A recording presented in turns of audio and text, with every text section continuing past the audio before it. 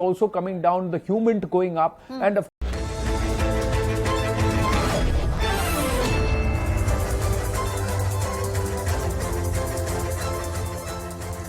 Welcome everyone. Thanks for staying with us. You're watching Plain Speak with me, Shivani Gupta. The start of 2023 was not a great one for Hindu minorities in Jammu and Kashmir, with twin attacks in Rajouri, where terrorists hunted down Hindus and specifically killed them. 7 people lost their lives, including 2 children. What has shocked the attacks is not just the blatant bigoted targeting of the minorities, but the fact that this happened outside of Kashmir. The return of such terror activities in otherwise terror-free zones has become a new headache. Home Minister Amit Shah reassured the victims and their families, the larger minority community in Jammu, that the entire zone will be secured and the guilty will be brought to book. He was to meet the families of the victims today but couldn't due to bad weather, and thus spoke to them over the phone and assured them. Post the latest attacks, Union government deployed additional CRPF jawans for area domination and has also started training of village defence guards as part of the local first line of defence. Can these VDGs be a successful defence against the new brand of hybrid terrorism in Jammu and Kashmir? Can the government ensure Hindus are not hunted down in Jammu at least? We will take those questions to our experts and guests joining us in just a bit. Let me take you through the big announcements that the Home Minister made today in Jammu after chairing a high-level security meet. So the twin attacks of Rajouri will now be investigated by the NIA, the National Investigative Agency, and the Jammu and Kashmir Police together. The Home Minister also said the police, which is the local police, the CRPF and the army, are all 100% alert. A 360-degree security grid for Jammu region has been announced. Furthermore, the Home Minister also said that the Jammu security plan will be implemented in a time-bound manner within next 3 months. And finally, which is also the focus of Plain Speak today, village defence committees or the village defence guards, all of them are going to be re-strengthened. So let me now break down what are these village defence committees or the new name village defence guards. These are civilians provided guns and ammunition to tackle militants in case of attack until the arrival of the security forces. Now they were, remember, set up in the 1990s to arm villagers for self-defence purposes. At that time, they tended to be more ex-military and police personnel. These guards and committees are now being revived after back-to-back terror attacks in Jammu and Kashmir, although the nod for this was actually given last year itself. Their old rifles are also being replaced. Now, one of the big demands is that for them to be successful, they have to have better weapons. Amit Shah today reassured that these committees and guards will be strengthened.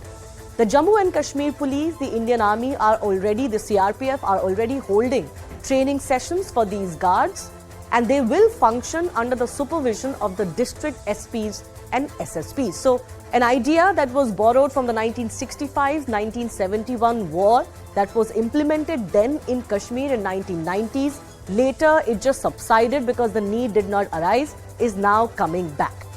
With these village defense guards coming back, can they succeed in countering the terror that is now rearing its ugly head, especially outside of Kashmir, and especially against minorities? That's our big debate coming up.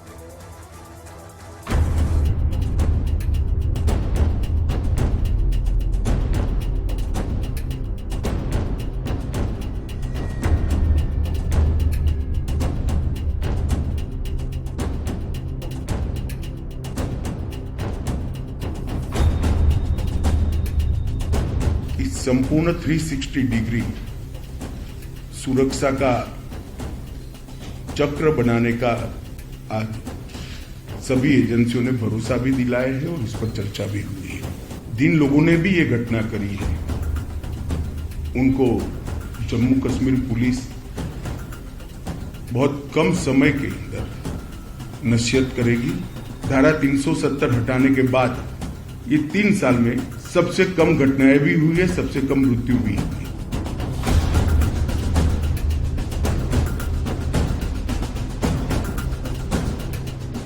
हम सरकार के आगे यही अर्ज करते हैं कि हम जो इन बेटों का कातिल है उसको जल्दी से जल्दी पकड़ के हमारे सामने लाया जाए। जैसे हालत उन्होंने हमारे बेटों की है, ऐसे ही हालत उनकी भी हमारे सामने होनी चाहिए। विलेज डिफेंस कमेटी को मजबूत किया जाएगा।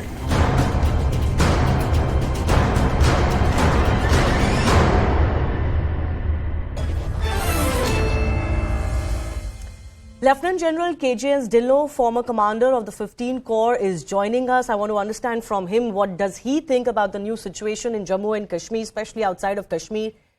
Let me begin by asking you, sir, the challenge that we have discussed in the past too of this hybrid terrorism and the terrorism that is specifically targeting minorities in Jammu even. What do you make of this situation and the challenge we are facing? First of all, these incidents which have happened in the Jammu-Rajouri area against a minority unarmed innocent civilians, including the women and children, this is a desperation on part of the terrorist and in turn on part of the Pakistan and Pakistan Army. Since situation in Kashmir, ever since abrogation of Article 370, is improving with every passing day. The peace is returning, the tourists are returning, the economic activity is going up, schools are functional, the infrastructure development is happening. So this is not acceptable to Pakistan.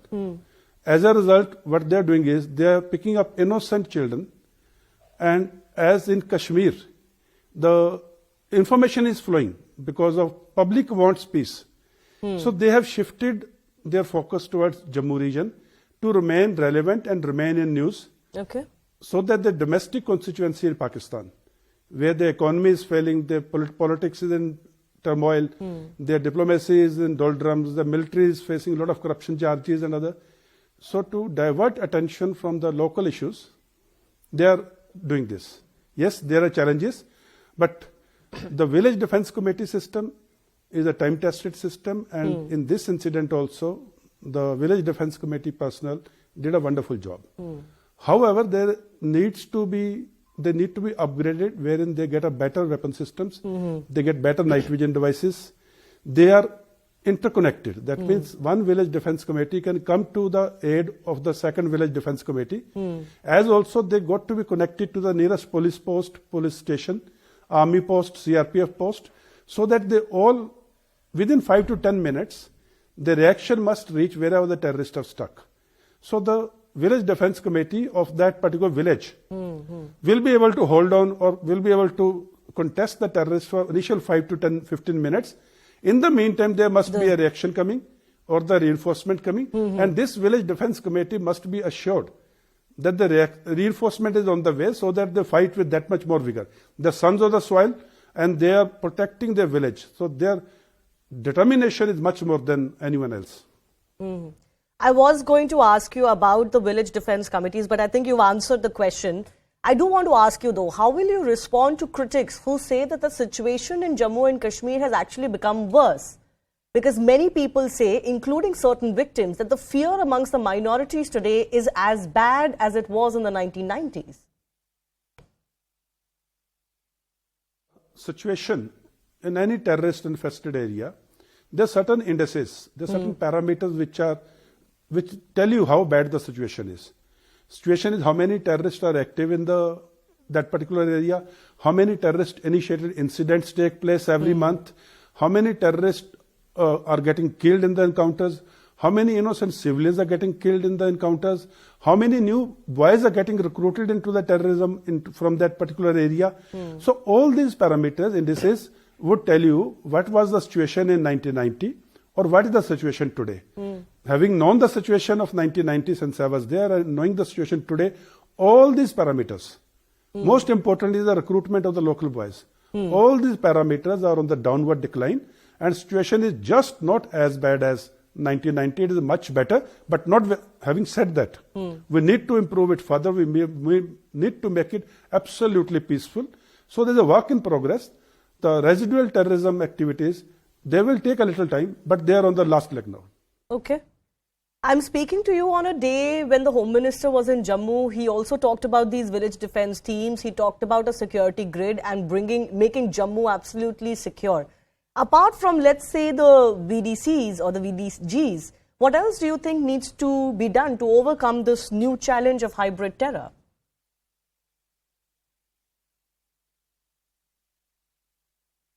Honorable Home Ministers in Jammu to review the situation and get to know the on the ground situation. Because once you go to the ground and people give you the briefings and feedback and presentations, and they show you the situation, and you meet all the stakeholders. You meet the security forces, you meet the civil administration, you meet the locals, villagers, politicians, all the stakeholders of that area, so you get a wholesome picture. Once a person as senior as the Home Minister of the country, he gets the wholesome picture, he can give some on-the-spot decisions, and he can give some directions which will be followed up in much better, with better expediency, since it has come from the office as high as the Home Minister. Your point about what more can be done. I told you, first is the village defense committees need to be strengthened. They need to be given an assurance that they should hold the terrorists for 10, 15, 20 minutes. Yeah. The reinforcements will reach. Third is their communication has to improve. Their bulletproof gear has to improve. Their transmission by road so that the QRTs can move to the village wherever the terrorists have struck, that has to be provided, transport. So all these things will have to be given, plus the additional reconnaissance by the ground means of the security forces personnel, that includes army, CRPF, police, and visiting these villages, which are especially the remote villages, to give them the feeling of assurance and exchange your mobile numbers. So that in case a grazier sees some terrorist outside, he can call up the person concerned from the security forces and give advance information. So that the security forces can react in time and avoid any massacre or any terrorist activity. It's very essential that locals have the mobile numbers of all the responsible people responsible for the security of that area. Okay. These are just a few of them. There can be many more. Well, I'll leave it at that on today's day. Thank you, Mr. Dillon, for joining us and sharing with us your expertise on how the Kashmir situation or the Jammu situation now needs to be tackled. Let's open this up to our guests joining us. Shazia Ilmi of the BJP with us, Najmu Saqib of the PDP, Major General G.G. Dwivedi, defence expert, and Aarti Tikku, founder and editor-in-chief of the New Indian, Kashmiri Pandit herself, joining us on the show. Najmu Saqib, let me begin with you. You must have heard what the Home Minister has said. He has reassured that not just the victims of the latest terror attacks, but just terrorists in general, terror in general is going to be tackled and nobody is going to be spared. There is going to be a revision in the security plan, especially for, let's say, the Jammu region. Your thoughts on what the Home Minister has assured today? The fact that 7 lakh security forces deployed in Jammu and Kashmir cannot provide protection to civilians, I think makes it amply clear what is the situation right now in Jammu and Kashmir. It's terribly sad to hear a highly decorated officer like General Dillon saying that army as an institution and security forces as an institution cannot provide security to the common man, and we need to arm civilians for their protection. I think, in our opinion, we have time and again said that this is a highly complex situation, and arming civilians in a conflict zone has always been counterproductive. We have, terrible experiences from 90s, how human rights violations were committed and how unaccountable these VDCs have been. If government is serious about providing civilians, let them, properly induct these, train them properly and induct them as SPOs. We have a provision called as SPOs in Jammu and Kashmir Police. Why does government not explore Earlier, that option? These committees used to include what is referred to as the SPOs itself. But you are saying that you are not in favor of this move of the village defense guards coming back, despite the fact that they seem to be very effective first line of defense, at least temporarily, till forces arrive? Absolutely not. Look, I have told you that we have, such a heavy security presence, not just in Pir Panjal region, but across J&K. It doesn't make any sense in a communally charged atmosphere to arm unarmed civilians. And look, we have to look at things holistically.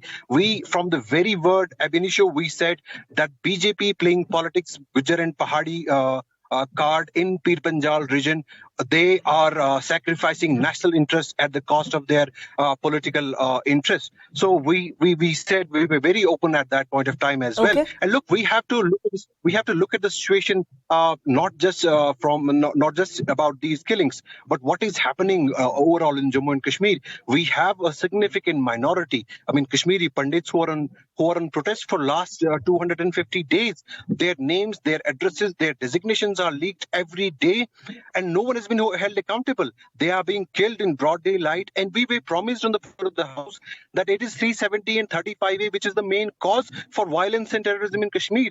So who is to be held accountable now that 370 No, I think has been people had abrogated, argued 35 that has been Article taken away. 370 and 35A are instruments of separation and separatist mindset. The terror as such comes from across the border. I don't think anybody has been in denial of that. These are two very distinct properties and distinct outcomes. But let me go across to our other guests. Before I bring in Major General Gigi Dwivedi as the expert, Shazia Ilmi, please respond to what your counterpart from the PDP is saying, that virtually all of your policies, even in the aftermath of abrogation of Article 370, seem to be failing. First of all, I would like to express my condolences, as I do it from the rest of India, I think, to the families of the bereaved, of the deceased. And I really would like to say that I cannot disagree more with the PDP spokesperson. It is exactly for all the reasons that he mentioned as to why the village defense guards have to be there. After all, it is with the combined intel and the local support that one can fight and mitigate threats of terrorism. So I just cannot disagree more. And I think it's a very vicious way to justify these attacks, done not so surreptitiously by the PDP spokesperson, when he actually brings brings to the fore the argument that it was the abrogation of Article 370 that is leading to this. That is far from true. And I think some very important decisions have been taken. Of course, the situation has to be assessed. But to say that a senior officer like Lieutenant General Dillon does not know what he's talking about, and that we need to aid, we need to provide ammunition to the civilian, cannot be further from truth. We need to work with the locals, with the village committees, with the village defense guards, along with all the stakeholders and the agencies to ensure full protection of the people of Jammu at this point of time. The twin attacks at the Rajouri are so lamentable. But I do not at all agree with the arguments mentioned by PDP, and I think this is there cannot be a worse justification of what is going on. Okay.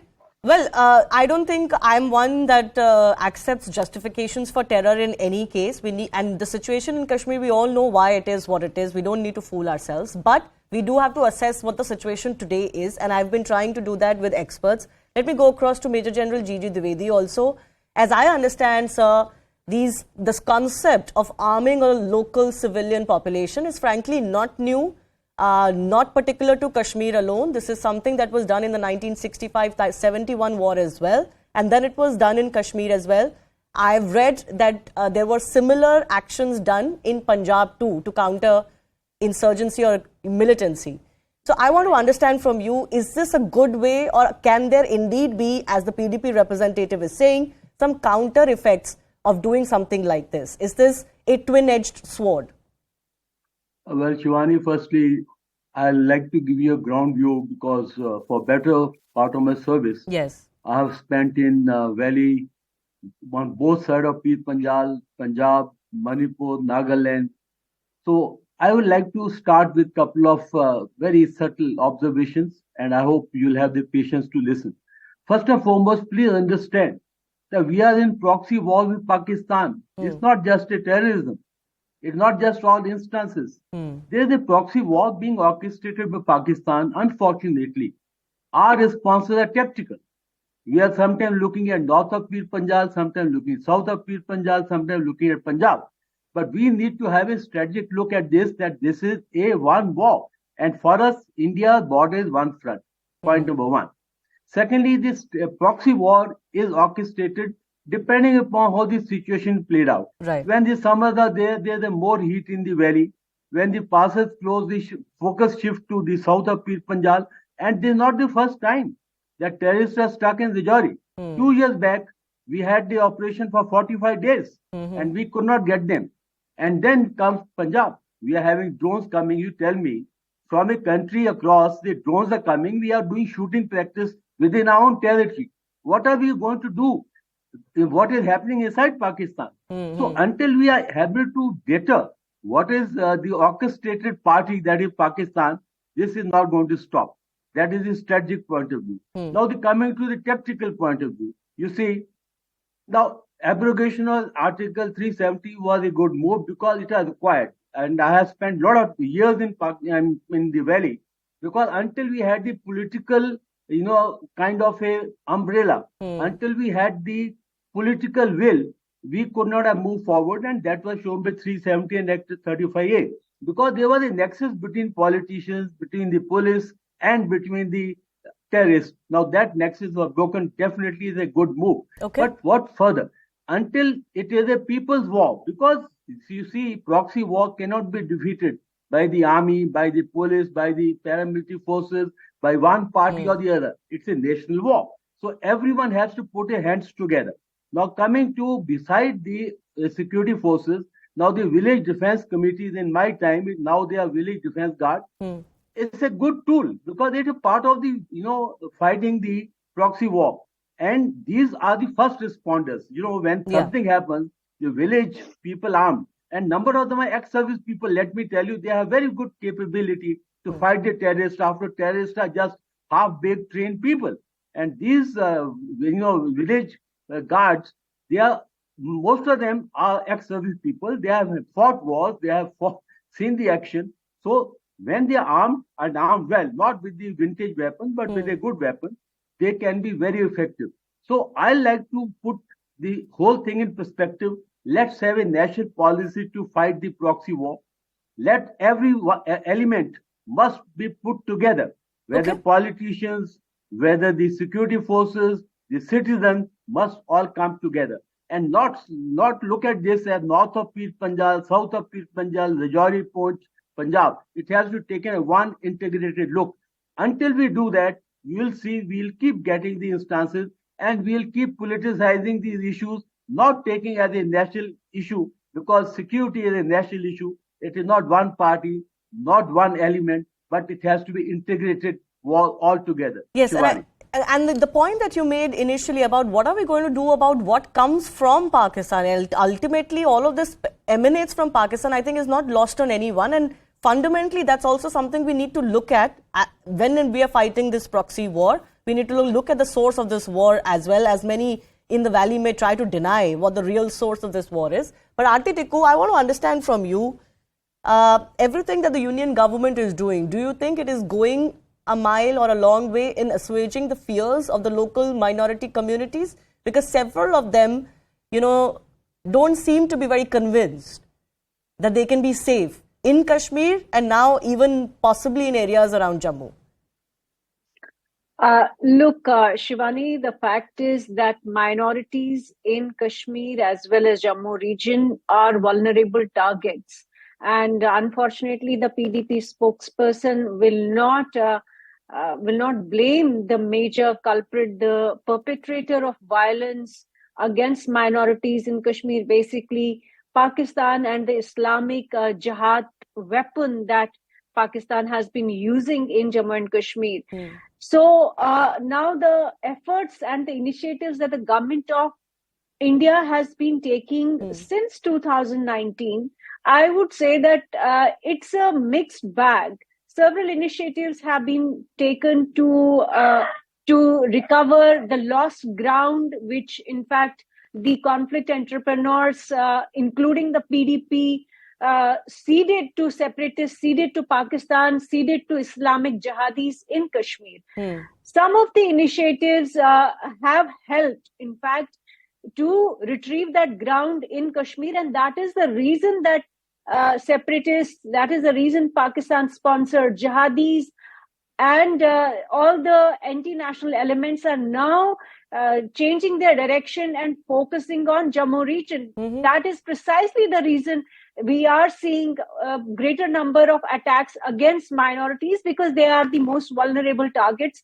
And if attack one minority member, it is going to trigger a fierce psychosis among the minority communities, because it brings back the memories of, for example, ethnic cleansing of Kashmiri Hindus in 1990.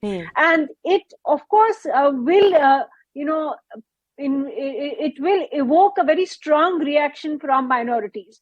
But the point is this, that the initiative to basically arm the village defense committees, village defense guards in Jammu region, I think is the right measure, is the right step in the right direction, because you cannot fight, as Janal Dwivedi rightly said, you cannot fight this proxy war through conventional means, through deploying security forces across the state. We have done that.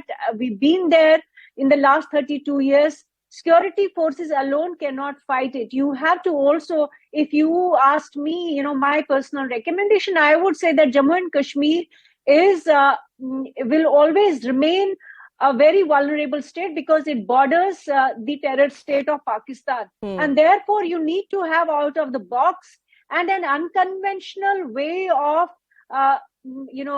fighting this proxy war, restoring confidence in security establishment. And one of the initiatives would be to arm the common people who can defend themselves in highly terraneous, regions of upper Jammu. Remote areas where you cannot have the kind of presence of security forces as you can in other areas. So these are obviously, the terrain also makes a big, impact in how your strategy evolves, and the remoteness of the areas involved here. I've run out of time. I do thank all of our guests for joining us.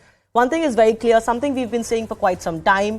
The entire Jammu and Kashmir policy and strategy of the union government is on test. And every time these attacks take place, it does come under more scrutiny. We'll have to wait and see if they're eventually successful. Obviously, nobody suggests that this can be successful in just 2-3 years. It is a long-term strategy. On that note, time for us to slip into a very short break. But here's a reminder, something special coming up on the other side. An exclusive conversation with the team who made the Netflix series Trial by Fire. This is, remember, based on the Upar Cinema Hall tragedy and takes you through the struggle of Neelam and Shekhar Krishnamurthy in fighting the 20-year-long legal battle for justice.